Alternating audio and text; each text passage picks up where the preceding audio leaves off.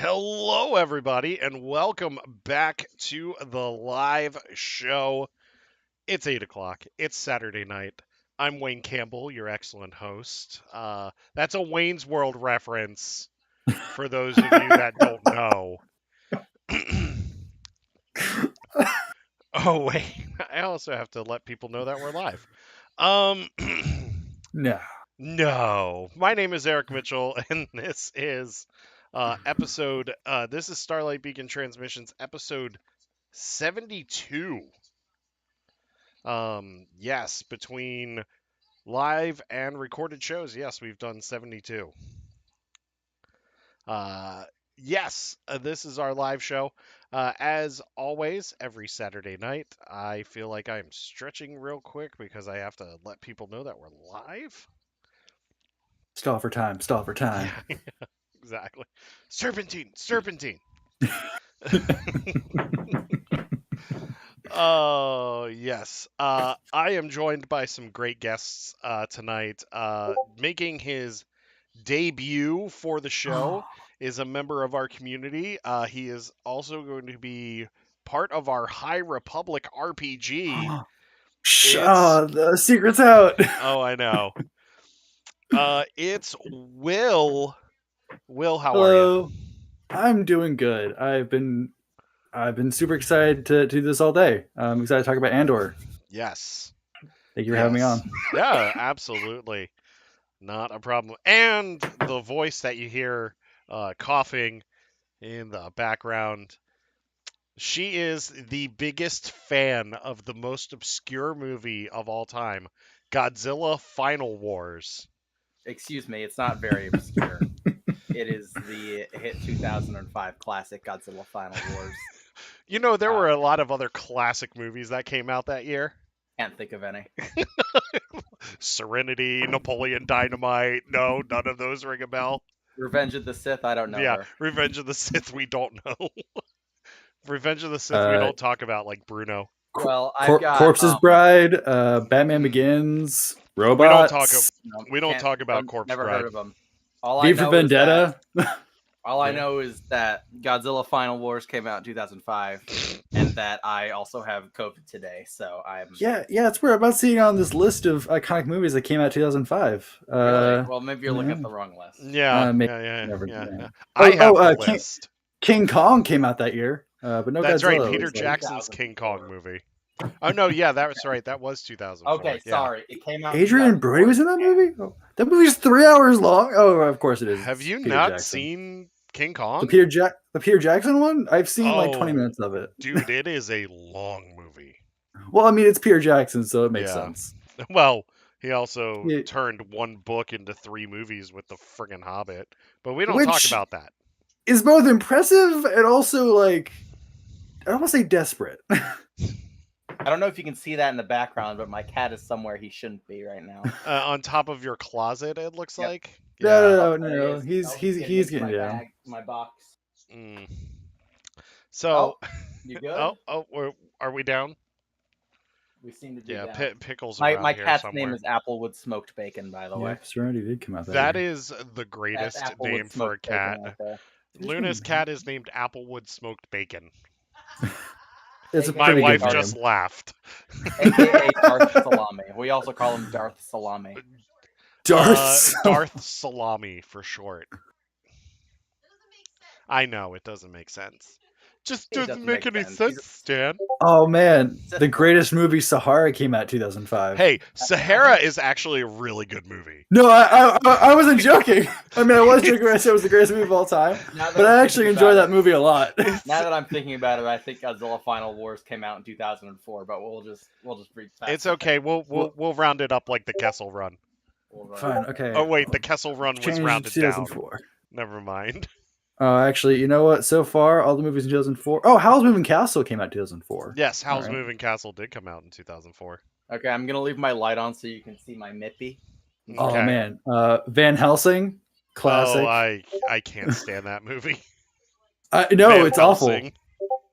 He's gonna be famous. I want to see fan pages for Apple. National Treasure. National Treasure is a fun movie too. It's a fun movie. National Treasure, you're right. And I'm actually really excited for the Disney Plus series. Oh god, there is a Disney Plus series. Hmm. Sorry, I watched it hoping Nick Cage would make an appearance. He will. Like, what? Yeah. You think they're gonna bring him in for like a cameo? I think Nick Cage will be in I it. think they I have really to. do. Yeah. Yeah. If they can bring Qui-Gon Jinn back for a cameo for Obi-Wan Kenobi, they can bring back Benjamin Franklin Gates for National Treasure. I Wow, I remember can't believe I watching. remembered his name.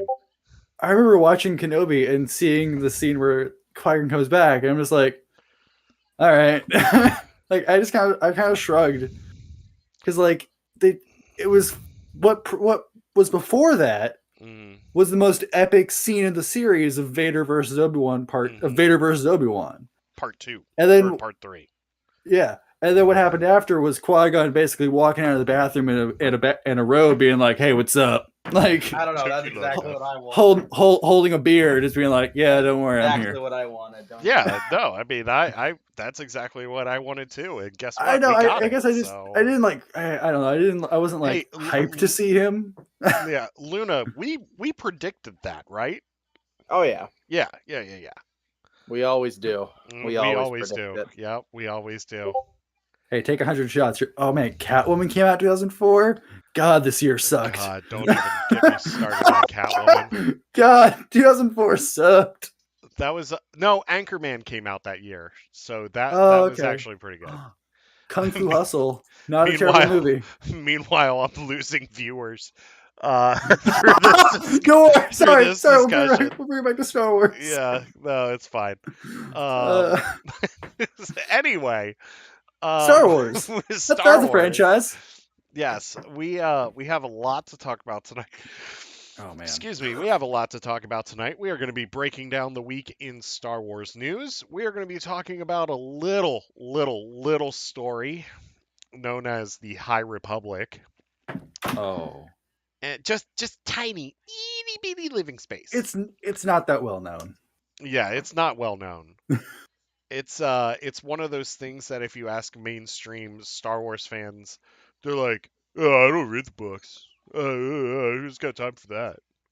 And then you ask one person and they like pull out a textbook from somewhere and they're like, okay, so it all begins with this asshole named Marchand Rome. Yep. Yeah. And basically from there, and then it just Yep. I'll have you guys 5 hour. guess which one I am, given that I dropped $40 on the Keith Trennis wallet. Skier. Oh, skier.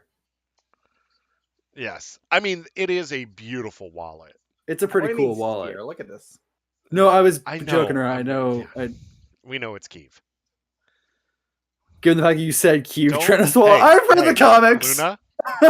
Luna, I will kick you. Okay. Oh man, Adam's getting Adam powers. Yes. Oh, real quick. Oh, and then we're also going to be talking about a little show Andor. that is going to be premiering on Wednesday with Really? not one, not two, but 3-episode premiere. Which of is course, crazy. Are going to be talking about the cookbook of Captain Rex. Luna, Hosted- that face. Hosted by D. Bradley Baker. 3 clones of D. Bradley Baker. Luna, Oh. that face just said it all right there. You were just like, "What?" I'm like, did I miss something in the show notes? No, Yeah. we're going to be talking about Andor, which is actually my highly anticipated Disney Plus series. The review or the premiere happened last night, I believe. Yes, the premiere happened last night, and I got to tell you, just the reactions, or the premiere happened this past week. The reactions from people, they are calling it something very special, and that this is indeed the Star Wars that we've been craving for, that dark, gritty, wartime Star Wars that we got in Rogue One. We're finally getting it here with Andor, and I'm super excited. I'm super pumped, and I can't wait to talk about it. Also, speaking of Rogue One characters, so this week was my anniversary with my lovely wife. We've been married 3 years now, and Hey.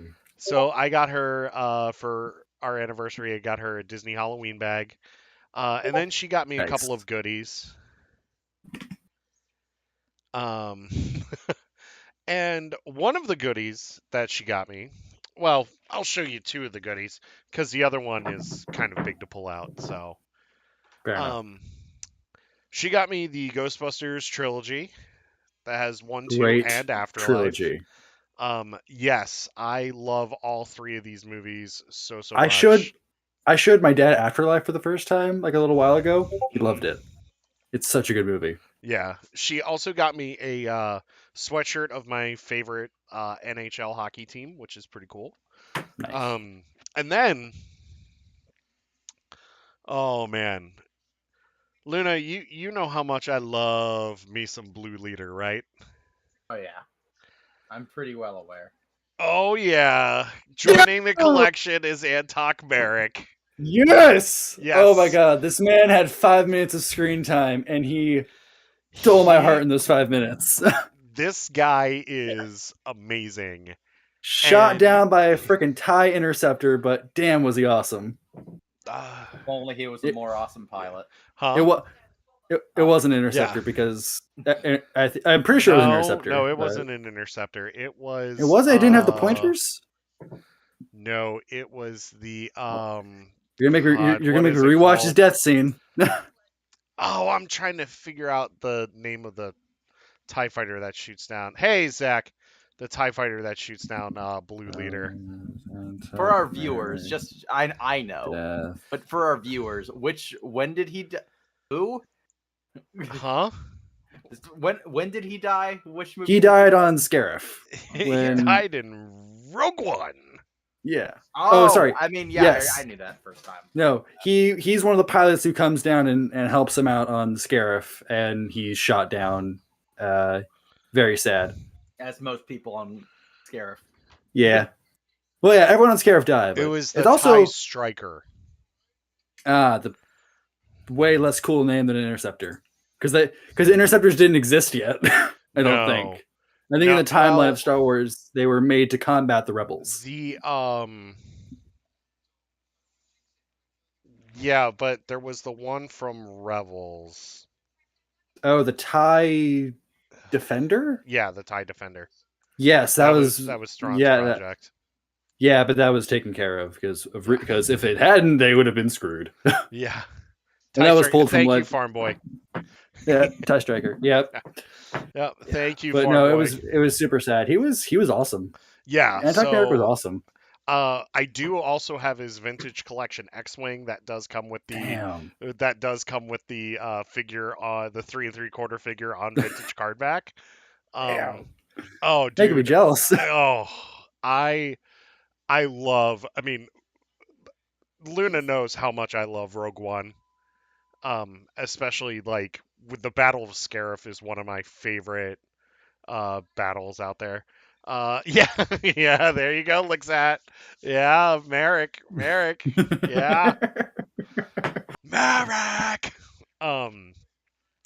Yeah, you gotta love Blue Leader.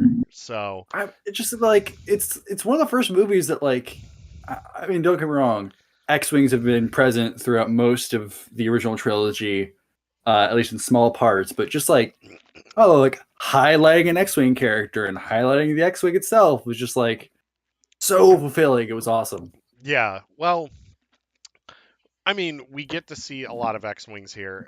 Rogue One is actually like the dogfights in Rogue One are a lot like Top Gun. Yes, it's awesome. With like the piloting skills and stuff.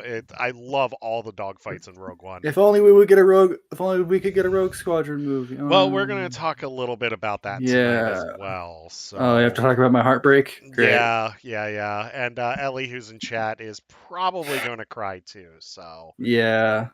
Sorry, Ellie. Sorry. We're gonna try. We'll get through this together. Okay? But you know what this means? It means fans, I'm looking at you fans, go out, make your own Rogue Squadron projects. All right? Please it's up for grabs. Please don't do that because that one doofus made a Darth Vader fan film that was just terrible. No, okay, well, don't do what that doofus did. Make a good one. You can make it good. I believe in you. Okay. Good one, guys. Make a good one, guys. Don't do what that guy did. Anyway, so we have a lot to talk about tonight. We have some announcements to get through first. So, real quick, on our announcements, there is going to be, well, tomorrow, the High Republic RPG players are getting together tomorrow afternoon in the voice chat, in our voice chat on Discord, and we are finally going to nail down a date. I've seen the anime X-Wing versus TIE Fighter fan film. We are finally going to nail down a date Gotta for find this the now. premiere of our High Republic RPG show, which will be a lot of fun. This RPG show is going to be set during Phase 2 of the High Republic, which is the phase that we are about to get in less than a month, and I'm so excited. Yes, so there's that. Also, I am working with Palps Peeps, aka the Old Republic RPG group, and we are working on a date to premiere our next episode, our next adventure. A lot of things have been moving and everything, and let me see here. There's one that was put a few months ago, inspired by the Cryptos Trap. Okay, cool. Um, so yes, we are working on those. Also, no live show. October 15th, no live show as I will be on vacation. We are going to be on a cruise and we'll be coming back from Canada. So there's that. No live show October 22nd because I will be pretty much hammered from being at the Ren Fair all day. So there is that. And no live show on December 10th, as my wife and I will be at Ocean City Comic Con. She'll be selling there, and I'll be helping her, and we are just gonna just have a good time, hang out, and just celebrate all things geek. So if you are in the DMV area, or if you are in other parts of the country and you're looking for a one-day con to go to, head on down to Ocean City Comic Con. It is a great time. It's so much fun. It's a wonderful one-day show. Also, $12 to get in. If you bring a non-perishable canned good, you get $1 off your admission. And if you're in cosplay, you get $1 off your admission. So, hey, why not donate to a good cause and also celebrate all things geek at the same time? So, I'm done plugging that show. Ocean City Comic Con should probably pay me for that, but there is that. Also, we are looking at our final announcement here. We are looking at our 2023 con schedule, and we're kind of starting to pick and choose what cons we're going to be at. And we are looking at AwesomeCon in DC in June. Once again, we're going to be taking over the Walter E. Washington Convention Center in Washington, D.C. For AwesomeCon. And we are also looking at we're going to apply for a panel at KatsuCon to do a Star Wars panel there. And if we get in, we'll be there in February that entire weekend. So if you are attending KatsuCon, we might be attending with you. And if you're attending AwesomeCon, yep, we're going to be there and it will be a lot of fun. Am I missing anything else? Oh, one last thing. The May 2023 Disney trip has been pushed back to October of 2023. So if you want to still hang out with us, we're going to be there in October. And that's it for the announcements. My friends, are you ready to get into the news? I have never been more ready to talk about news. Never been more ready to talk about news. I don't even like talking about regular news, so get to talk about Star Wars news, definite bonus. All right, sounds good. So let's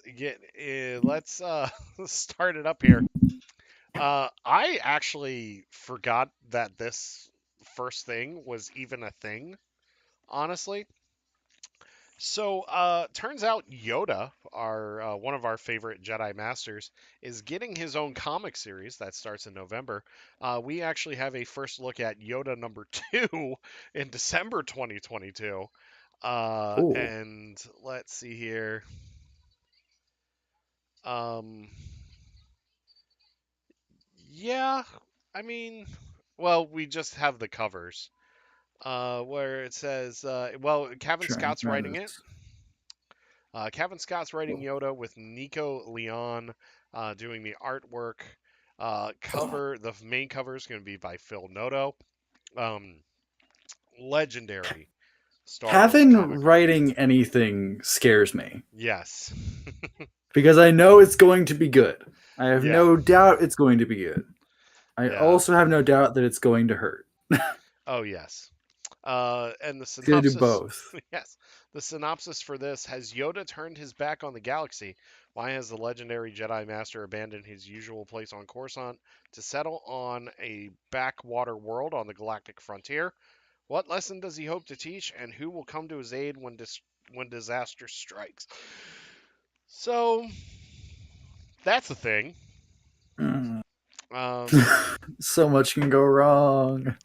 so I mean, I trust Cavan. I I know, of really course, do. yeah. But honestly, Yoda shouldn't have his own even if it's a mini series, he really shouldn't have his own book, honestly.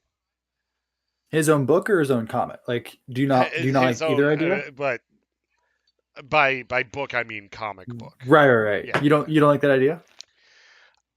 No, because I mean, I love Yoda in the High Republic, honestly, because I think he's perfect in this. Hmm. But I like Yoda in a support role, not a main character role. That's fair. I what I always liked about Yoda is that he was always kind of shrouded in this mystery about him that we Hmm. never knew too much. Like Yeah. we don't even know his species. Like, and this is Star Wars, where you Yeah. can like look in any scene and like and in the background of that scene, it's like that's a named character, that's a named character, that's a named character. They Yeah. were actually in this one-off story, and the fact that a character even has mystery to them, I think is great. However, I Yeah. do also like the idea of giving a little more, not giving a little bit more to Yoda about like who this character actually is, because for a long time he was that Jedi Master that trained Luke and that jerk that made Anakin turn to the dark side. I do Or blame Anakin's fall on Yoda. I do. I blame a lot of it on you. It's a mixture of things, but a lot of it's Yoda just being like, dude, just work through it. Like you'll be fine. It's He had like Yoda not he had, reading the room. he had like the like I don't know how to describe it, but like the gym teacher approach to just like walk it off, you'll be fine. Yeah. Luna, how do you feel about Yoda getting his own series?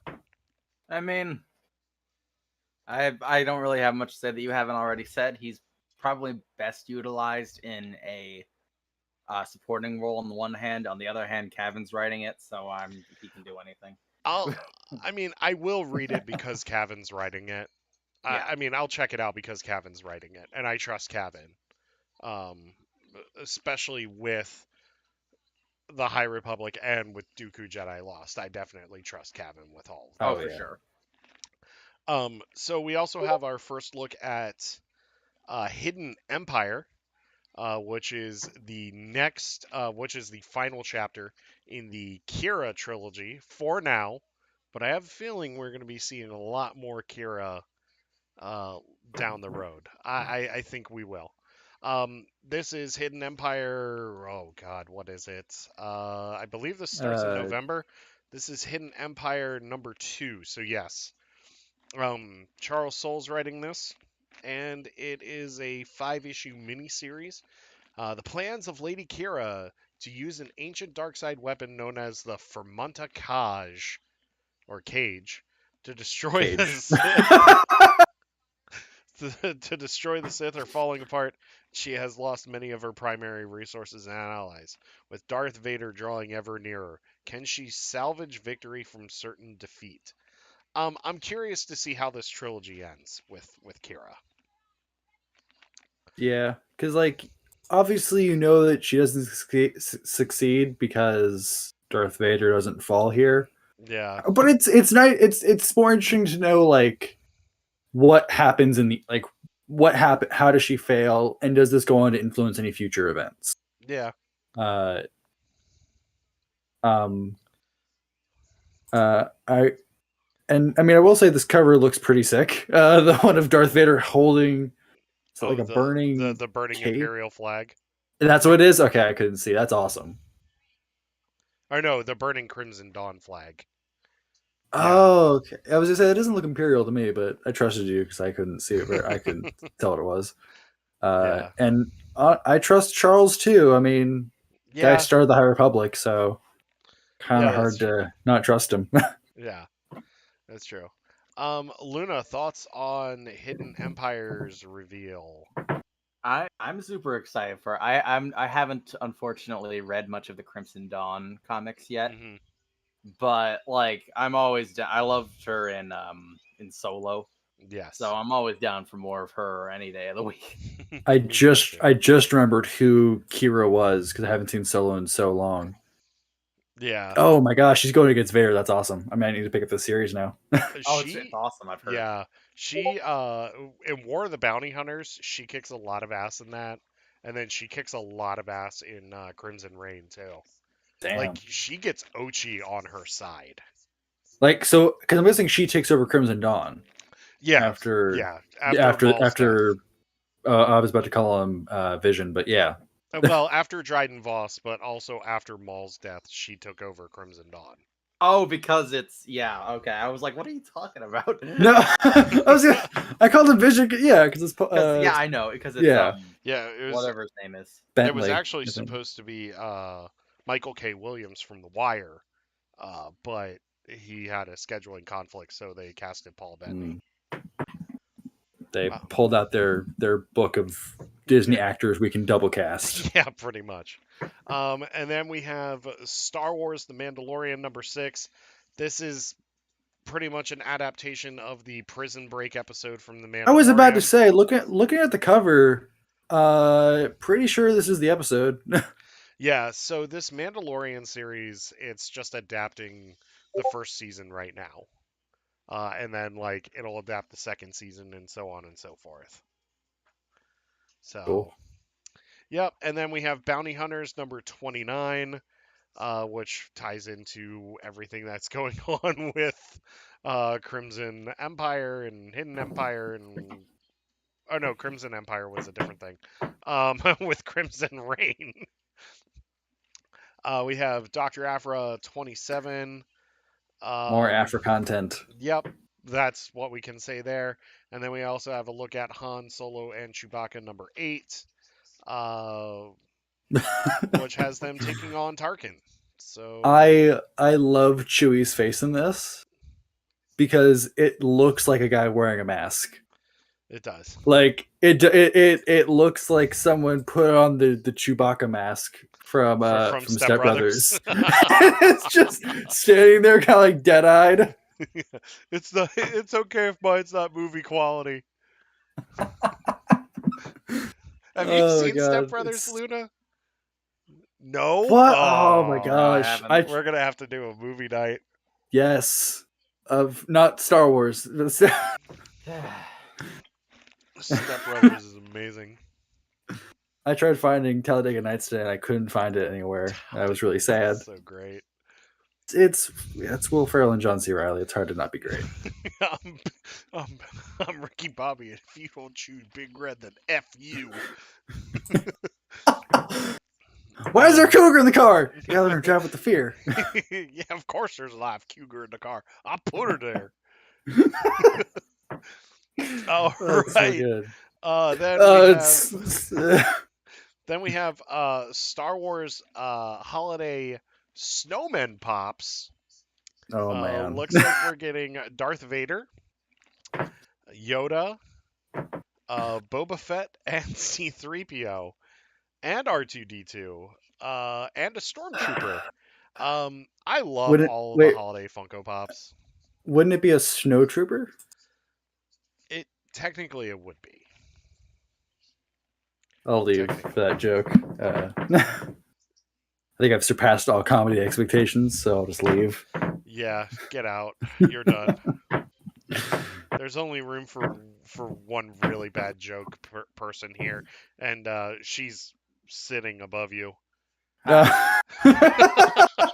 I thought you were I gonna be knew like, she it's either was. me or Luna. So. That's why I'm here. Yep, exactly. Oh man, Exactly. Meanwhile, chat's probably like, what is going on? Like, we are off the rails, but it's okay. yeah, welcome to a live show, people. To quote Bill O'Reilly, screw it, we're doing it live. Fair. Yep. Anyway, um, Oh my god, so it's they look carrot cute. to the cheese. They look cute. They look fun. I'm all for holiday Funkos, especially like when it comes to Star Wars and stuff. My only problem with Star Wars Funkos, as well as Marvel Funkos, is that they're in bobblehead form. A lot of them are, yeah. Or are all of them? Because actually, I All never thought about that. all the Star Wars and all the Marvel Funkos are bobbleheads. I have to. Oh man, I'm gonna have to go home and check now because I can see across from me my Qui Gon Jinn and my Mandalorian Funko Pops, both of which are bobblehead. Hmm. And now I'm thinking back to my other one, like my other shelf, where I'm like, okay, I have Ulysses Claude, I have, I think someone else. I'm like, are they bobblehead? Hmm. I can't remember now. I'll have to check on. I'll check tomorrow, but Yeah. I don't know And how I never noticed that before. That Marvel and Star Wars have always been bobbleheads. yeah, it's weird because every other Funko product is not a bobblehead. Yeah. Yeah. Oh my Or god, my every knee. other pop product. Yeah, no, my knee nub is totally a bobblehead. Holy Hmm. cow! Any thoughts on these Funkos? No? Okay. I don't think they need to exist, but I'm happy. I mean, I think they look cool. Well, Hasbro didn't need to do all those Holiday Black Series a couple of years ago, but they still did it anyway. True. I just think I feel like they could have branched out more with this and not just made them all snowmen Yeah. variants. Like you could have put like Vader in like a Santa Claus outfit because I feel like putting the guy who was dunked in lava and turning him into a snowman feels a little like just feels a Oh, little weird. it's kind of a big Uh, middle finger I guess to the lava, yeah. I feel like I would like or to to see like maybe Vader. like a gingerbread man C-3PO or something, and like maybe like a Nutcracker variant of Mando, like or Boba Fett. Like Yeah. you could have done variations and not made them all snow. Yeah, that's true. Um, but I don't mind them. Yeah. So, shall we get into one of our main topics of the evening? Let's Yeah. talk about a little known series that is kicking off phase 2 in less than a month. It's called Star Wars The High Republic. This Initiate explosions. yes. This series has made us oh man. Cry, It has made us cry. laugh, cry, yell inspired and a rage. inspired a live show. I can't remember. I can't remember the name of it, but they're pretty cool. Thank you. Thank you. Um no, like let's okay, so this got announced in at so the High Republic itself got announced at C2E2 in 2019 under Project Wow, that long ago Luminous. already. Yes. It was called Project Luminous, and they showed like all the authors that we have now, outside of the ones joining in Phase Two, George Mann, Tessa Gratton, Zoraida Cordova, and I'm blanking on the fourth person, or is it three? I think is it not 3 new people? No, Oh, it I'm is gonna 3 new people. yeah. Anyway, Otherwise, I was forgetting something. so it was the Luminous 5. Then in Badass name. yes, then in early 2020, they unveiled that this was before the pandemic hit. They unveiled that the High Republic was coming, and it would be launching in June of 2020, or June or August of 2020. Well, that And didn't happen. then, yeah. Flash forward to 21. We finally got it in January with Light of the Jedi, and the High Republic has been going ever since, keeping us entertained with this story set a couple of hundred years before the Skywalker saga begins. And it's just been a breath of fresh air for Star Wars fans and has really gotten. I've said this before and I'll continue to say this. It's brought new fans into Star Wars that have never seen the movies before, that have never consumed Clone Wars or Bad Batch or Rebels or Resistance or any of that. This is their first steps into Star Wars, and I love it. It's a good first step. Yeah, it really is because it's the perfect jumping on point Yeah. for new readers. And for new fans too. It's the perfect jumping on point. So we are getting phase two starting in less than a month. We get Path of Deceit from Justina Ireland and Tessa Gratton, which should be a lot of fun and should be an emotionally wrecking read for us. No. Yeah. And then we get the Marvel flagship title. Kevin Scott is, I guess you could say this is overall volume two of it. Um, but we're getting brand new High Republic #1 the day after Path of Deceit hits. So we get Path of Deceit on the 4th and High Republic #1 on the 5th. And then we have Quest for the Hidden City from George Mann coming out, as well as Convergence, which will be Zoraida Cordova's first adult novel for Star Wars. But let's focus real quick because this week we got a look at some variant covers for Star Wars The High Republic #1, as well as a look into some of the first issue. And I gotta tell Gasp. you, Kevin Wild. is it's going to be wild. This thing starts with a bang. Yeah. Oh, by the way, technically Phase 2 has already started with George Mann's short story in Star Wars Insider that just came out last week. Coming out of the gate strong with a short story. Yeah. Well, that's technically how Phase 1 started. Before Light of the Jedi came out, they did the True. Starlight stories. That is true. Yeah. Which that should be coming out like next month or so. We'll be getting that, as well as the art book. When's the art book coming out? The art book comes out in November, I believe. Let me check Amazon real Oh. quick. You said the magic word art book. Ellie, if she's still in chat, their spidey senses just went off. Art of the High Republic. But Is I joke. I am November 8th. very I'm excited to see that art book. From now. Yeah, you can buy it brand new on Amazon right now, or pre-order it on Amazon right now for $35.49. I'm pre-ordering it as we speak, actually. Yep. And then Starlight Stories. Oh no. There's also the High Republic Chronicles of the Jedi that's coming out. That'll be in February. And then when's Quest of the Hidden City? Quest of the Hidden City is November 1st.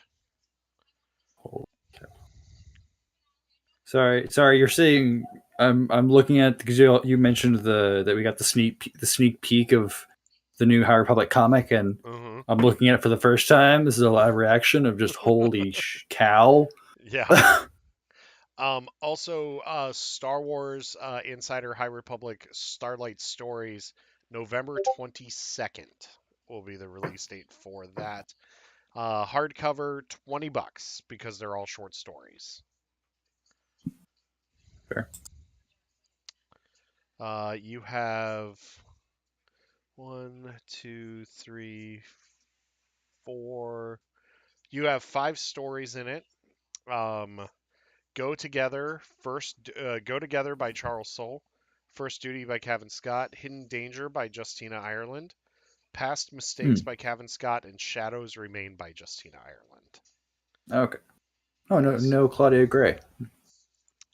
No. High Republic Convergence. Let me just make sure. Did you Anyway, say Daniel Jose Older was writing a story in that one, or is it just the 3? for Starlight Stories, Yeah. it is just the 3. Okay. Didn't know if I misheard. No, that's fine.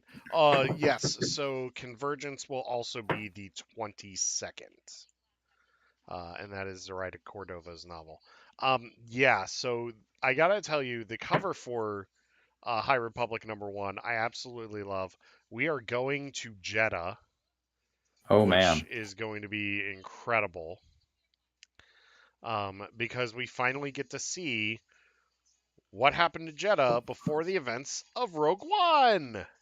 And what I think is wonderful is, and you mentioned this, of like this being a starting point for fans, Mm-hmm. that like if they read this and then one day they eventually watch Rogue One. Yeah. And they see it, they're like, "Oh my gosh, that's Jeddah!" Mm-hmm. What and just like they know what happened to it, Yeah. and even if you are someone who's watched Rogue One, now you get to go back and read the comics. You're like, "What happened to Jeddah? I want answers." Yeah. So Well, it's kind of like it's just like kind of like the best of both worlds in that scenario. well, we're getting that, and then we're also getting the Battle for Jeddah, which is George Mann's audio drama that he's writing, which will Oh be man. releasing in January with the script hitting in February. Luna, you've been awfully quiet. Talk to me, Goose. Talk to you. What am I talking about? The Battle of Jeddah, about the High Republic in general? Just your thoughts on High Republic #1, what you're excited for, why there's a piece Is it a of bread on coaster? your head. Yeah, it's a coaster. Yeah, Okay. yeah. So I'm obviously super coasters. excited. I mean, I just pre-ordered the art book, of course. But, Live pre-ordering. No, I mean I did. I literally just No, I know. I mean, it's not like we haven't done that before on the show. yeah, but Hold on, I gotta order food. I'll be right back now. yeah, I mean, but we've done that too. I'm just so ridiculously excited, and this preview we've seen really set the bar already. Yeah. So I'm was looking at it, just in so shock. very excited, and I can't wait. I've got so much Star Wars to read, but I'm just gonna put it all on hold for the High Republic. Yeah, I mean, that's the crazy thing though, is like we outside of the High Republic, we still have a ton of Star Wars content that's hitting yeah. book-wise. I have to put it all on pause for this. Oh yeah. Like I'm actually supposed to write a review for Path of Deceit for this website that I write for, and I'm kind of like, well, kind of also want to read Path of Deceit on my vacation, but at the same time, I kind of just want to plow through it and just read it like as fast as I can, because I know like High Republic fans, most people are good when it comes to spoilers. They wait about 2 weeks before they start spoiling a book. That feels way too short. However, there are some people that just start spoiling it as soon as they. Luna, Yeah, what's up? is that your High Republic cosplay? Yeah, it is. I'm Of new Phase 2 character. You don't know them yet. New fair Phase enough. 2 character. You don't know them yet. You haven't read it, but I have. I've read It's it all. actually Marcion. Yes, That's the like that's the one eye. eye. It's Yeah. Luna Rowe. The eye of the Nihil. This is the... if I had like a Sharpie, I'd draw an eye right here. voiced by Mark Thompson. Yeah, Oh, God. I'll only take Mark Thompson Yeah, if exactly. ever. If ever we get Marky on row. There have in been other. I something. feel like has anyone else ever done Marchion's voice Like for the other for audio. audiobooks? There, I know, but like I'm trying. he shows up in Into the Dark at the end. He does. You're right. Yeah, Oh, and then I that author does it and does it almost as good, almost as good. hmm. I always said like he sounded like he was on like the verge of like running out of breath. Uh, Like he like talked for a long time and he was like on the verge of like almost running out of breath but never quite getting there. It makes I don't know, it makes him sound really unsettling, and I like it. No, exactly. Like I don't think it's a bad thing, but Sometimes he also sounds like Werner Herzog. Sometimes. Maybe Warner like when he was like 30. I would like to see the baby. Don't forget your the hand. Jedi are a parasite. And it just Yeah. like kind of like nods off and like Lauren's like Marchand. He's like, I'm back. Don't worry. I guess not Lorna anymore. Oh my god, wait, does he have any generals anymore? Well, we're going to be discussing that in 2 weeks' time. Oh, which fair was enough, my fair final announcement that I forgot. Oh, sorry to cut you. October 1st, our episode. I mean, we'll review Andor very quickly Well, because we have to get into the High Republic. Yes. here's the thing. I think in terms of his Tempest runners, Thank you, it's Fred. just- that's what you were asking Pan about. Ada left. No, Pan's gone. Oh yeah, Pan's that's super right. gone. Yeah, that's right. He is Pan's gone. dead. Sorry, spoilers. You haven't read it already. Pan's gone. You killed don't know the who that top- is yet. but Avar killed the Talpini guy. I forgot his That's name. right. And then Wet Avar Bub did. ate Okay. it. The guy in like the mech suit. Yeah. Yeah. Yeah. He's a Wet Talpini, I Bub don't ate remember it his at the Battle of the Kur Nebula. Yeah. There's that Quarren lady, and I think it's really only the Quarren lady because Lorna D is like left for dead at the moment, but she's still That's alive. right. Well, no. Lorna D was on the No, Lorna D stole the Lorna's out. the Yeah. Ataraxian. After she iced my favorite Jedi ever, yeah, she dipped. Oh, Orbelin. Yeah, Yes. no, I read that comic, and I was at work, and I couldn't have a breakdown because I was at work. I had to just like read it in shock. but Meanwhile, his best friend is dying on the other end, and you're like, oh god, sorry. So as far as I know, the only Tempest runner who's still with the Nihil is that The Quarren? Quarren lady. Yeah, I the don't one remember her from Mission to Disaster. Yeah. Yeah, she's got concept art. I just I Yeah. don't remember her name because she hasn't played that much yet. Keep in mind, people, there are so many characters in this story. Oh, we've listed like 3 of like 500. There are. I mean, you want to talk about an ensemble cast? This story. This has is an ensemble cast. Like book 1 is is like so There many are characters. so many characters to keep track of in book 1. And so many of them die. It's real heart wrenching. Yeah, like I felt bad for the whole Legacy Run crew. Yeah, like it's funny. Like that's what if I could briefly talk about Light of the Jedi, that was kind of like a wake up call for me when I was reading it. Was like because when I first started reading it, I had like the thought process of like, oh, they're gonna get out of this okay. This is Star Wars. They always make it out alive to some extent. It's gonna be fine. And then the ship crashes. Yeah. And the hyperspace disaster starts. And I'm just sitting there like, oh my god, this is the book. The book is like, no, good guys can lose, and they lose hard. they went the Dave Filoni, George R.R. Martin route of no. Oh yeah, don't get attached to anybody. No, and guess what? I still got attached to people. Yeah. I still got attached because this person's gonna eat it. This person's gonna eat it. Yeah. All right. Yeah, it's great. Yaga. Oh my. Oh well, maybe not. Buryaga could be okay. Dead. That's right. Luna, well, the like, protagonist of the young reader books.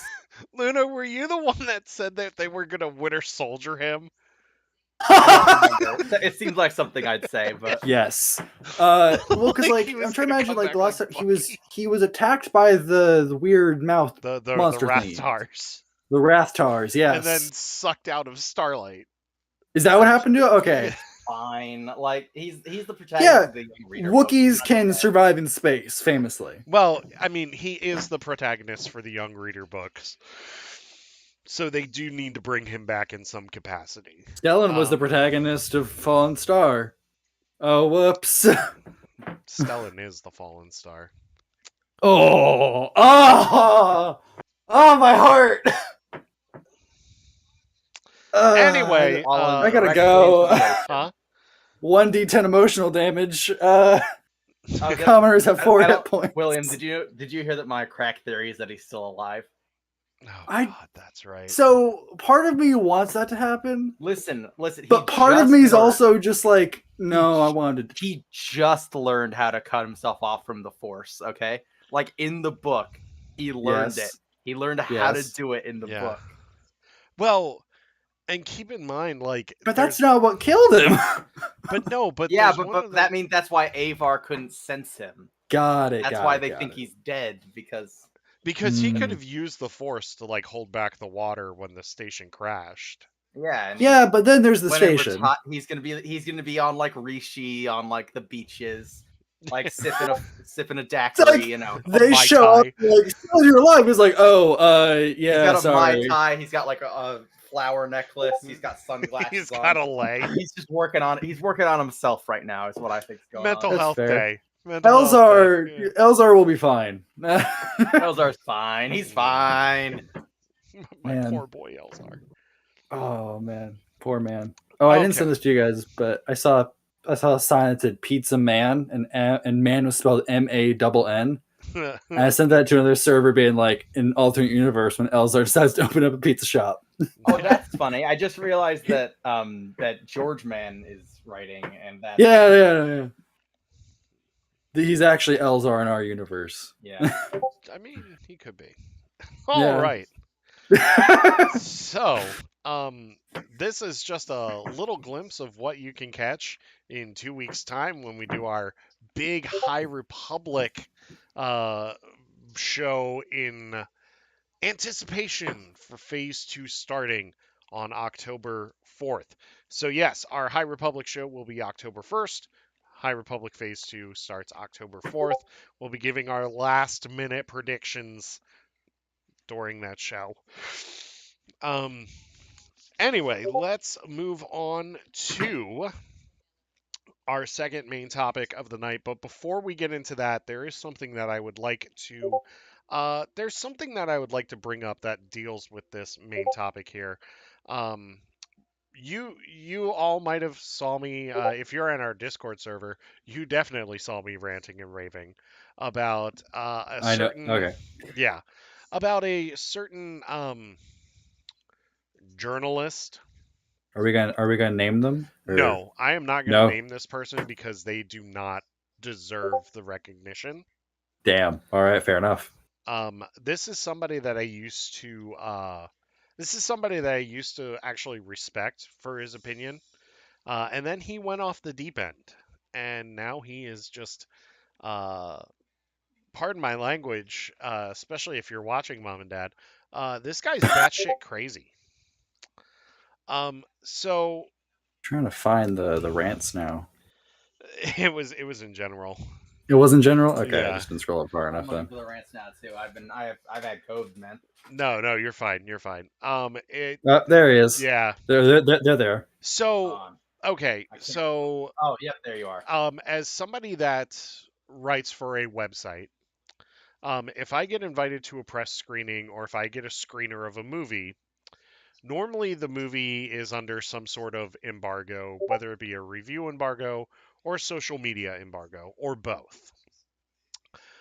For Disney movies, it's a little more strict because it's a big studio and everything, and they want you to like, and most of the time when you see said project, it's during the embargo, and you have to wait until the embargo lifts to give your thoughts on it and your review and stuff like that. which is no big deal whatsoever. It's part of the process, right?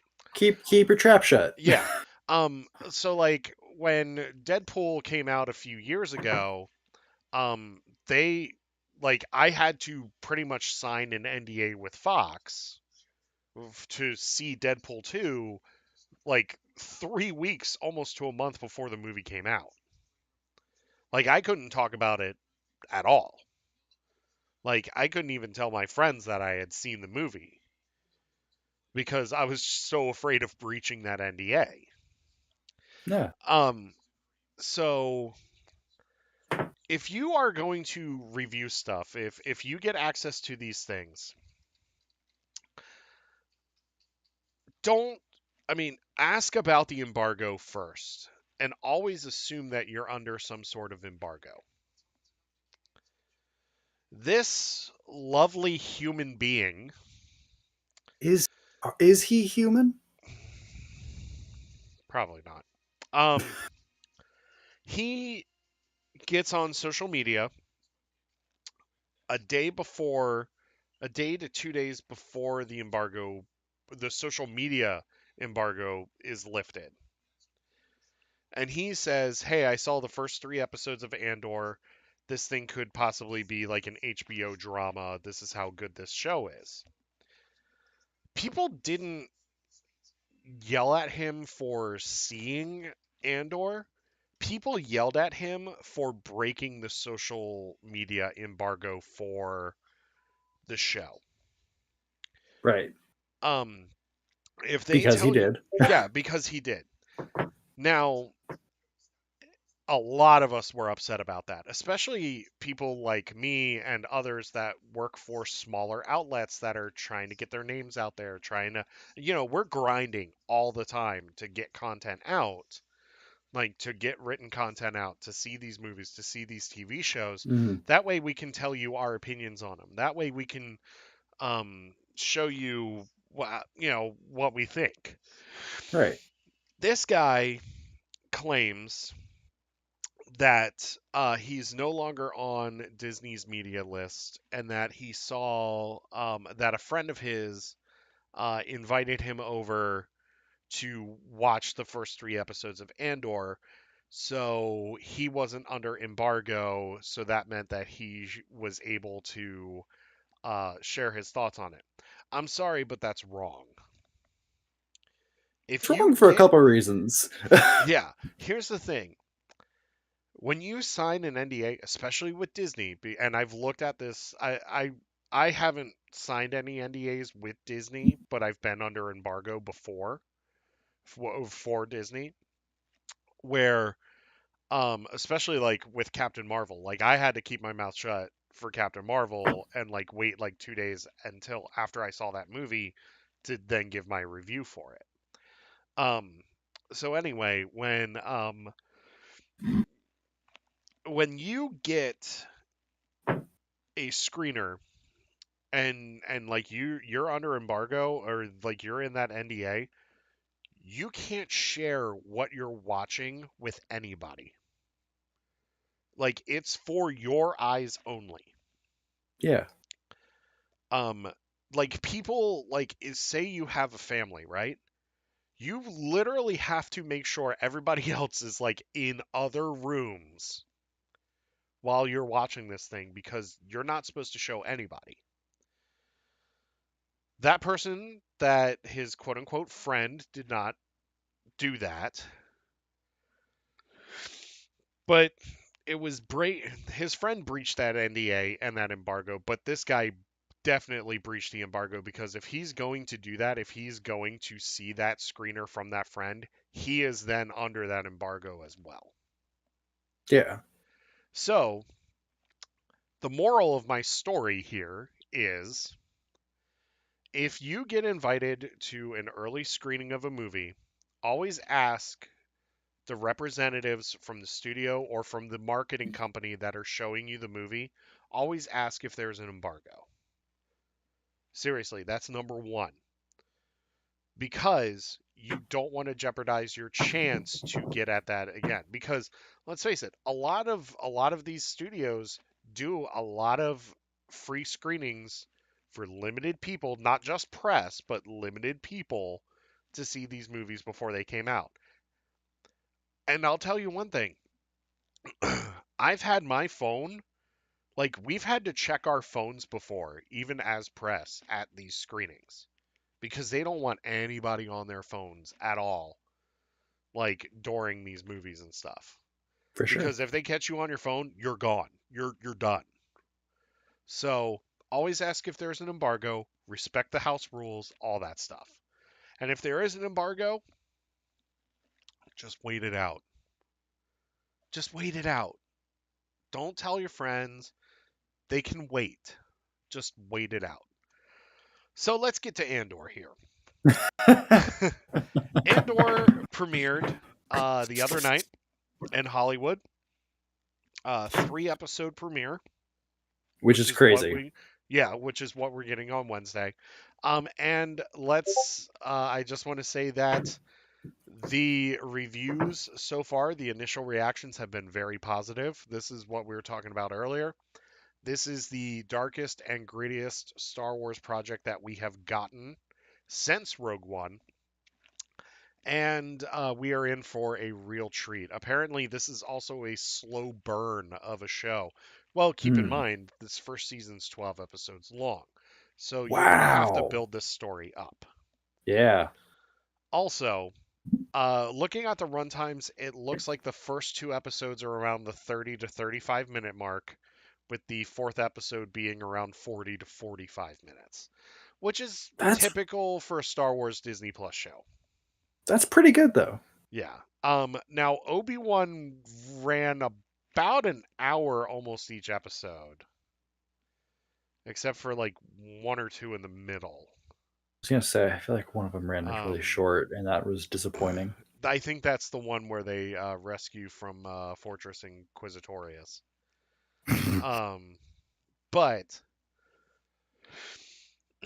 we're getting shorter runtimes, but it makes sense to do that because you're stretching the story out. This is actually where you can do shorter runtimes, especially for something this dark and gritty.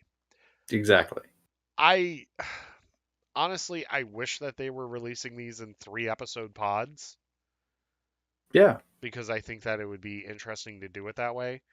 But I get why they want to do these 3 and then do week to week after that. Because you want to give people enough of a taste. That way they just keep coming back week to week. Good on Disney Plus for not dropping it all in one day, because it would be ruined for so many people that don't have the time to binge watch these shows. Like 12 episodes is a lot. It is, especially if they're about half hour to 45 minutes apiece. It's still a lot. Like, you would need a couple hours of your day just set aside to watch all of it. Oh, yeah. Absolutely. And that's just, some people can't do that. Yeah. So let's talk about these initial reactions here. How are we feeling about these initial reactions for Andor coming out of the premiere the other night? I'll start with Luna, and then I'll go with Will. I'm just even more excited now. Like, I've been pretty hyped for this for a while, and it's coming in like 4 days. Yeah. So I'm just like, wow. Yeah. It's I don't have many expectations going in. Or theories even. I'm totally blind, and I'm super into that.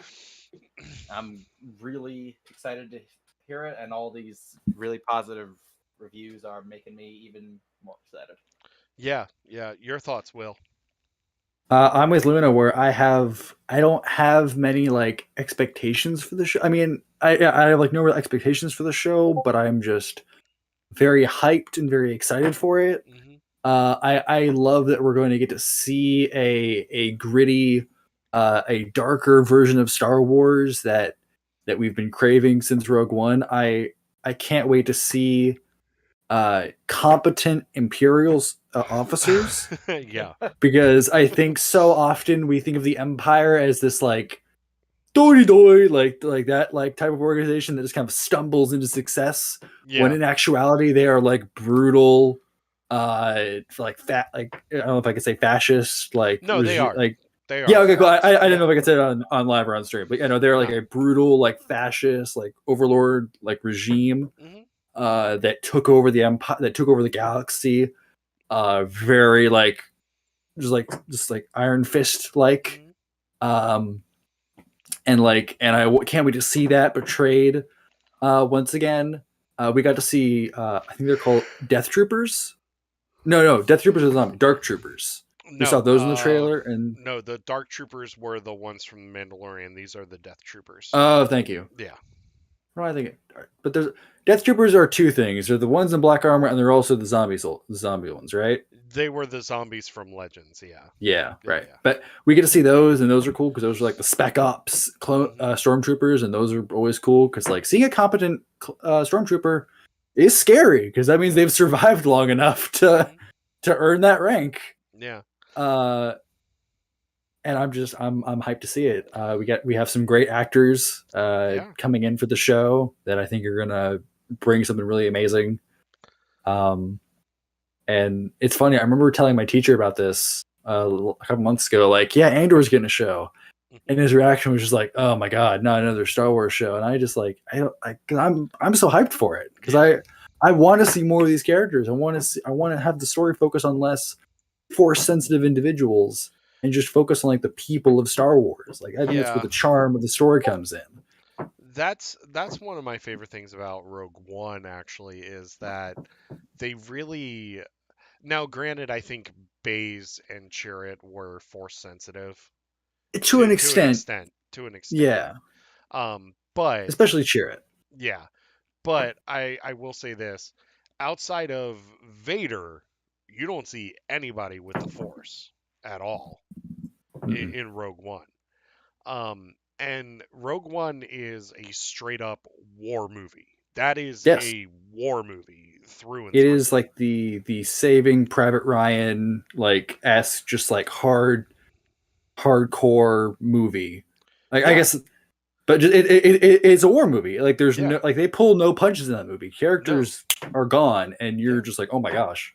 Well, I mean, Rachel was on last week, and we were talking about Andor because we talked about the Disney Plus Day thing Mhm. and all that stuff, and we were talking about Rogue One and how Scarif is the D-Day for Star Wars. For the rebellion. Yeah, for the rebellion.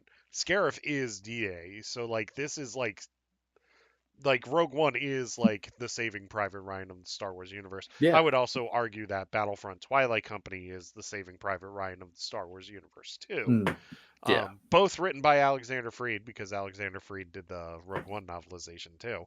Oh my god, Um, Alexander Freed just he can do war books and he can straight do. up. Have you read Alphabet Squadron? Oh yeah, Alphabet Squadron's great. Holy cow! What a Yeah. book! Uh, What a trilogy! yeah. But I name myself Will in almost everything now because of that character. yeah, Will Lark's a great character. I love Will Um, Lark. He's sorry. no, you're fine. But with this, we're getting a dark and gritty spy drama set 5 years before Rogue One and leading up to the events of Rogue One. Uh, so season one, from what we're hearing, is 5 years before Rogue One, with season two being 4 through 1, leading and almost right up until like a couple of days before Rogue One even starts. Mm-hmm. Um, One of the things that intrigues me about this show, and Luna, I would love to hear your thoughts on this, and then I'll go to Will, is the political game here because Mon Mothma is going to be one of the main characters in this show. Um, my question here is it going to be half of the spy drama and half political drama, or is it going to be mostly spy with a little bit of politics? And we're going to see Bail Organa, right? For sure.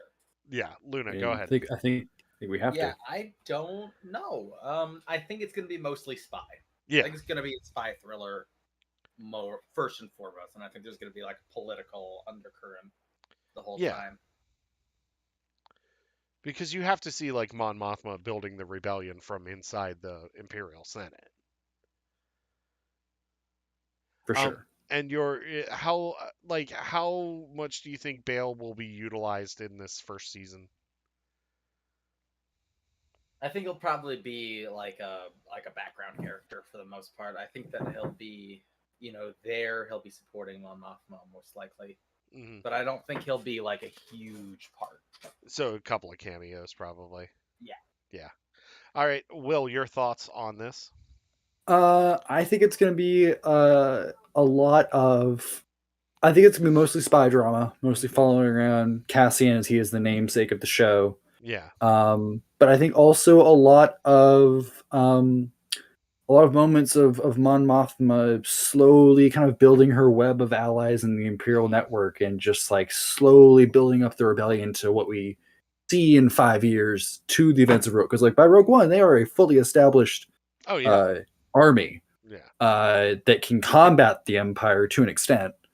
And I think we're definitely going to be seeing the buildup of that and her like finding allies in the Empire who she can trust and her finding out threats in the Empire who Mhm.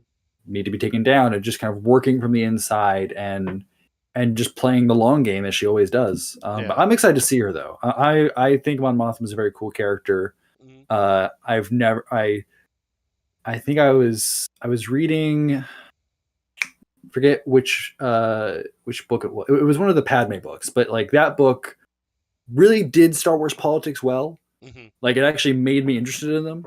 Yeah. Uh, and I really hope to see if they do make us listen to more politics in Star Wars. I hope it's like that. I hope it's well written. I hope there's like debates. I hope it's structured well. Hmm. Uh, and I hope there's some intrigue in there because I want it. I really want that part to be engaging. Yeah. Now, my question here, let's talk about really need to invest in Audible. Yes, Audible is wonderful, Zach. It is absolutely fantastic. $15 a month, you get 1 credit a month, but I got to tell you, you can get anything you want on Audible. Seriously. It's Yeah, amazing.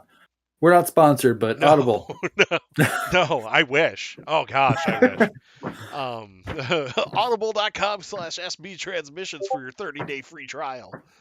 Kidding. That is not a code, That's I not a thing. promise.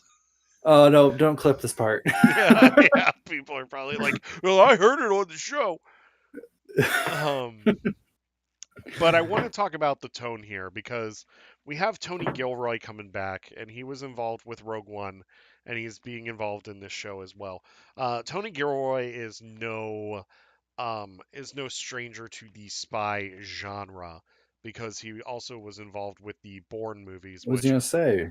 if you've never watched the Bourne movies, you should because they are kick-ass movies. They are just awesome. Um, even Bourne Legacy is good. But Bourne Identity, Supremacy, and Ultimatum are really awesome. And Kick Jason ass Bourne's titles. okay. Yeah, Jason Bourne's okay. I love that car chase though in Jason Bourne. That's pretty awesome. Anyway, um, Oh man, if as long as they do a better car chase in Andor than what we got in Book Book of of Boba Boba Fett. Fett, Oh, the I Vespa will chase. be Luna's so favorite Go happy. Go Vespa Rangers. Come on, That's a that great. was, huh? No, it 100% was. Like I'm not gonna deny it. Oh, that's fantastic So I though. want to talk about the tone here because I feel like Gilroy is actually the perfect showrunner for the show because I don't think you could have Favreau and Filoni do this show Oh, no, and you couldn't. really do justice to the character. I Uh, agree. yeah, like if you want to share your thoughts on that, Luna, go ahead because I think Will has to step out for a second. Oh no, like I'm completely like same thing you're gonna say. They've got much more of a less serious sort of tone to most of their work. Yeah. And while they can do serious stuff, it's not the sort of thing I think that Andor is meant to be like. No.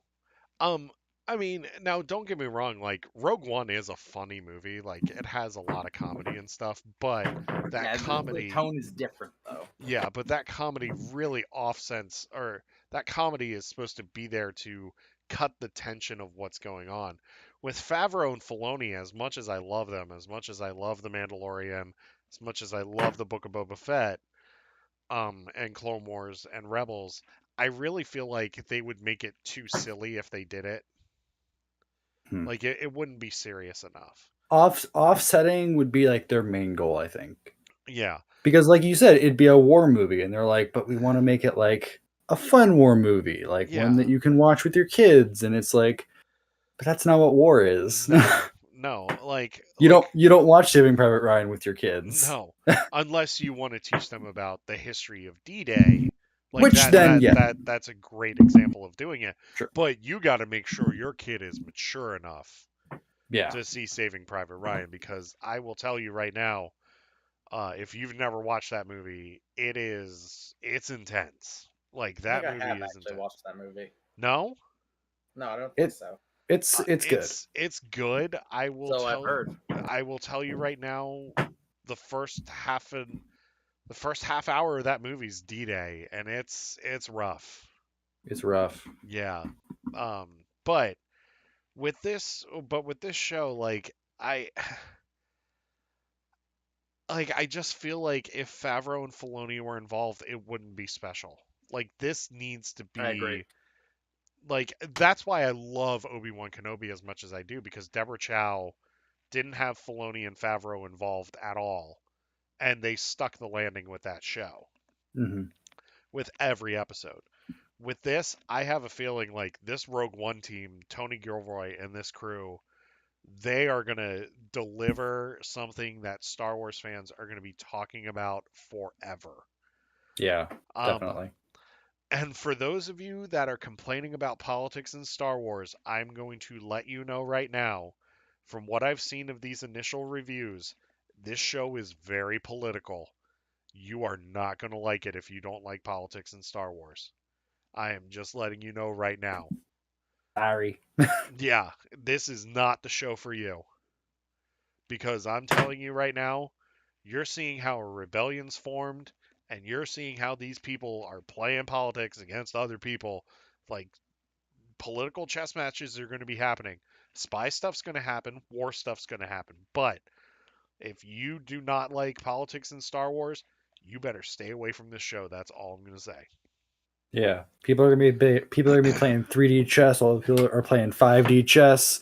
Meanwhile, someone else upstairs is actually making the chessboards that these Yeah. games are being played on. Yeah. And I don't like, I'm not knocking the fans that don't like politics in Star Wars. Oh, I'm just saying that if that's how you feel, you better stay away from the show, because this is going to be a dark and mature show that, like I said, we're going to be talking about for years.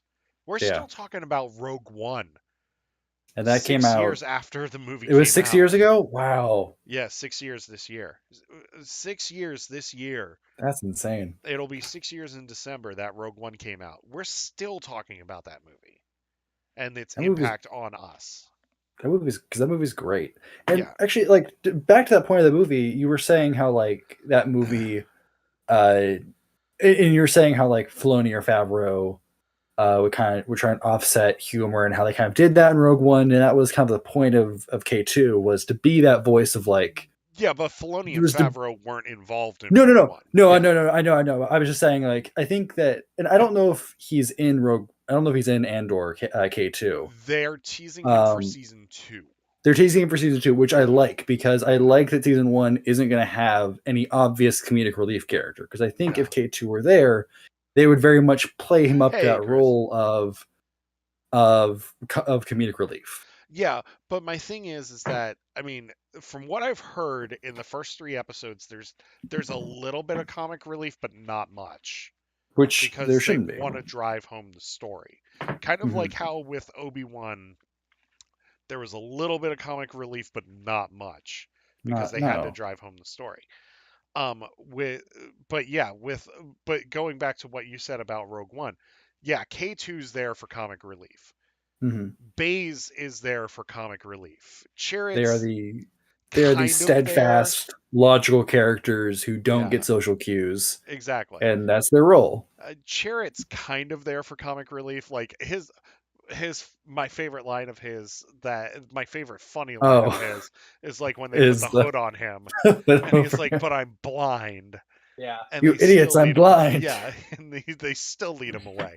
Um, That's great. but yeah, so like that movie did humor very well to Hmm.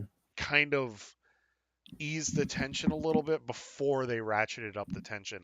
I have a feeling with Andor, it's going to be like we're going to be on the edge of our seat the entire time that we're watching this show. Which is good. Yeah, because we need the dark, we need the gritty for this story. Not all of Star Yeah, Wars has to be dark and gritty. Like we're not talking about that. We're talking about for this particular story, you need to see the ugly side of the rebellion. yeah. That's the biggest Like thing here.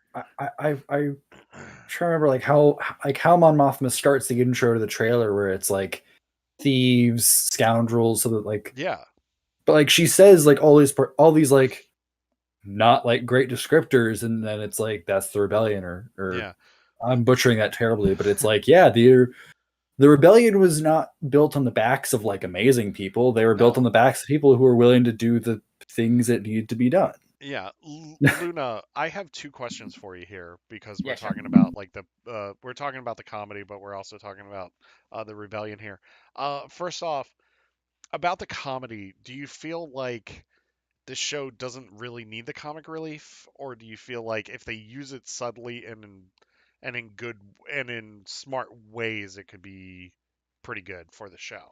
I feel like comedy to a certain extent is important when you're telling a serious story. Yeah, Sort of having both a way to relieve tension and a way to establish some kind of juxtaposition is yeah, really useful when you're doing like a darker story. mm-hmm, Well, it doesn't necessarily need to have comedy in it at all. mm-hmm, I think that it probably will have some funny moments, yeah, and I think that it will only enhance the experience. yeah. There's a way to use comedy effectively without undercutting your tone, Mm-hmm. and I have faith that they'll do that right. Yeah. Now I want to go off of a point that Will just made about the rebellion being built on the backs of people that um, have sacrificed themselves. One of the things that I've noticed about this is it kind of feels like the American Revolution in a way where, Oh yeah, um, we had the 100%. Minutemen. Do you think that that was a heavy influence for this? I definitely think a lot of historical uprisings are going to be referenced, Yeah. and that's a big one. The Minutemen are a big one. Hmm. But we've also got all sorts of other stuff. Like George Lucas himself said that the movie was about Vietnam. I mean, Yeah. Yeah. It that was we an have analogy for guerrilla Vietnam. fighters who are protecting their home Hmm. from invaders and doing Yeah. whatever it Yeah. takes to Yeah. keep themselves and their families safe and Hmm. free. I was gonna say we see in the trailer Ramsey Bolton standing there in what looks like ramshackle armor. Like I don't think he's Imperial. I think he's some, and like we see someone else shooting an Imperial like little SUV, and I'm like they're not like they're fighting against Yeah. Luna was saying they're guerrilla People fight who have lost they're fighting everything. invaders. Hmm. It's people who the Empire has taken everything from them, Yeah. so they don't have anything to lose anymore. Yeah. Now, Which they're the scariest people to deal with. Yeah. I want to talk about one of the big names in the rebellion here outside of Mon Mothma, and that is Saw Gerrera. How Oh much do you boy. think we'll see him in this first season? I think we'll see him a decent amount. I Hmm. don't know if he'll be particularly omnipresent. It depends on how focused it is on Andor, on Yeah. Cassian. Yeah. Because we could get a lot of stuff with Saw, but I feel like if Saw and Cassian interacted to any big degree, Hmm. we would have heard more about that in Rogue One when he was like captured by Saw Gerrera. Yeah, they would have had a lot more time together instead of Cassian being in the Though to cell be with fair, Jeddah was them. in the process of exploding, so the possible that it wasn't the Yeah. time, but Yeah. Yeah, But- Cassian couldn't run in and be like, "Hey, Saw, how you been, man?" Um Will, your thoughts on the utilization of Saw, and then I'm gonna go on to another character here in a Oh, second. for sure. I'll make it quick then. No, you're good. So I know in Rogue One they talk about Saw, and why they need Jin is to talk to Saw because Saw was this like super brutal militaristic leader who But also knew her father. who also knew her father, and it was just like, but like they kind of kicked him out of the rebellion because he was too brutal for their tastes. And I'm trying to think of, are we going to see that happen? Are we going to see Saw leave the rebellion, or has that already happened and we're kind of seeing It'd be very interesting to see this sort of shift in attitude from within the rebellion itself. Yeah, to where like they have to make their choice. Yeah, it's going from do whatever it takes to defeat the Empire. Yeah. And it's sort of evolving into this much more idealistic it becomes Mon Mothma's rebellion versus Saw Gerrera's rebellion. Well, exactly. Where I think we're gonna see the overall, like, what am I trying to say? The rebels themselves are going to shift their opinion gradually. Well, because it's two sides of the same coin. Yeah. Right. Like, they both want the rebellion, but Saw sees it in a different way than Mon Mothma sees it. Right. Yeah. Saw literally calls it a war. Yeah. And it's like, that's what it is. And I feel like Mon Mothma's going to have a moment where she doesn't want it to be a war. But she knows that it has to be. Well, she's going to play the political long game. That's her. Exactly. That's her thing in this show. Right. But I have another question here. If we're talking about Rogue One characters, what is the over/under on us seeing Bodhi Rook, or even hearing mention of his name? And also, what is the over/under on us seeing Galen Erso in this show? Luna, do you want to take it? I have no idea. Like, they could do so many different things, and I've got. Okay. I think it'd be funny because I don't think Bodhi should be a main character. I think it'd be funny though if like Cassian, because we know Cassian goes to prison. Yeah, that's in the trailer. I think it would be funny if Bodhi was driving that ship, and we like see him for like a split second, and then he's gone. Yeah. I think that would be a cute little cameo that they could do. That like he drove Cassian to prison one time, and then 5 years later he's helping him break out of prison. Well, I could see him. I'm sorry, I don't mean to cut you off. No. I could see them throwing Bodhi into season 2, not necessarily season 1, especially as you get closer to Rogue One, because you have to show the defection. Right. So you mean to show a scene of him and like Galen talking, and Galen convincing him to take these plans or take the hologram. Yeah. Which, by the way, I will say, Galen, you could have just put the Death Star plans on the hologram and sent it off with Bodhi, but it's fine. I'm not gonna. They need a movie. It's okay. All right. Any other predictions on Andor? Man, I got nothing. I'm just excited. Mm-hmm. Yeah, same. But in terms of predictions, I think it's gonna be. This isn't really a prediction, but I do think it's going to be something like. Again. Oh no! It happens every time she's on the show. Yeah, it's fine. It's tradition. It's tradition. Yeah. I think Andor is going to be something that we've never seen before. Yeah, and I'm excited for that. Right, always has to happen once. Yep. Yep. So it's always what we were just saying. It always happens. Well, it looks like we were so close. It felt like we were wrapping up. We were so close. Well, we are going to wrap up here in a few minutes here. Well, as I was saying, I don't know how much you heard of my answer. I'm super excited. I don't have much else to theorize about. I got nothing, I think that we should have September by Earth, Wind, and Fire as like this show's theme because it's the 21st night of September. Oh. 21st night of September. Mm-hmm. And I think we all will. I think we all remember this. Meanwhile, Christopher Hager's probably like rolling his eyes and trying to rip out his ears from our bad singing. Sorry, Chris. but Star Wars, not Snickers. I will I will give this final prediction. I think that we are going to see. I think we're going to see Tarkin in this show, and I think we're going to see Krennic in this show because you have to start setting up Krennic as the bad guy for Rogue One, especially in this show, because everything has to come to a head with this show. I don't want to see Jyn Erso. I don't want to see Jyn Erso. No, I agree, because if you flash to Jeddah being attacked by Imperials and having Baze and Chirrut kind of like in the background, I'm okay with that. But they have to be in the background. Like, I don't want them to speak at all. I think if they were to put Jyn in the show, and this is a very big if, it would need to be season 2. And it would need to be a very short scene of why she is in prison. Because that's how the Rogue One opens with her, is she's in an Imperial facility, being transported somewhere else. Yeah, but you have to do that in like the final few episodes of the show. Exactly. It would be like it would be a reason, because K2 saves Jyn. So that means Cassian was there. Exactly. So it's like that information being passed down the rebel grapevine of like, hey, Jyn Erso knows Galen.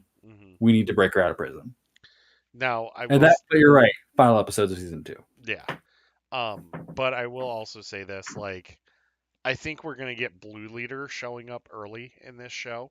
I think he'll be showing up at the end of season 1. Ellie, that's for you. This is me and Eric and Ellie's like projection of hope. Like we want Blue. Hey, there's an X-wing in that trailer. Okay, there's an X-wing in that trailer. What's that? Rebellions are built on hope. Exactly. Luna said it perfectly. Yes. Or rebellions are also built on the 2004 hit movie Godzilla. Oh God! Here we go. Oh my God! Ending it as we started, folks.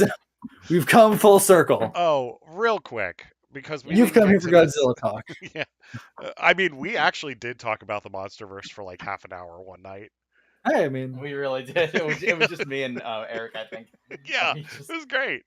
So clarify for me, the MonsterVerse is like the Godzilla and King Kong movies. Is that it's the ones from Legendary. The new ones, starting with Godzilla 24. Got it. Yeah. That's what I thought. I just wanted to clarify. Yeah, so it's Godzilla, Kong Skull Island, Godzilla King of the Monsters, and Godzilla vs. Kong. I like one of those movies. I like all of them. I like all of them because they're so stupid. I was gonna say that's why I don't like some. I thought King Kong was like the most fun. They are stupid. That's the point. They're monster movies. They need to be stupid. I'm not like a movie snob that has to be like every movie must be Citizen Kane. Yeah. I just like I don't know. The only MonsterVerse movie, the only Godzilla movie that is as Citizen Kane is the 2004 hit classic. I knew you were gonna plug that. I knew you were gonna plug that. That's 3 times. I think we've hit 3 times. Oh no, Luna's done it a lot more. Oh yeah. Oh yeah. Well, in this episode, that's 3. Yeah. That's 3 separate plugs.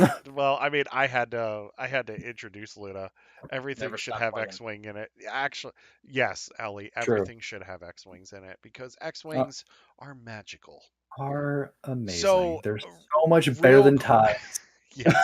So real quick, we did miss this bit when we were talking about the news, but it is with a heavy heart that I have to say, once again, Patty Jenkins' Rogue Squadron movie has been shelved again. It looks like our next window for Star Wars movies will be in December of 2025. So this year, this year, because this year you're getting Avatar 2. Next year, you're getting Disney Wish. And then the following year, in 2024, you're going to be getting Avatar 3. Then in 2025...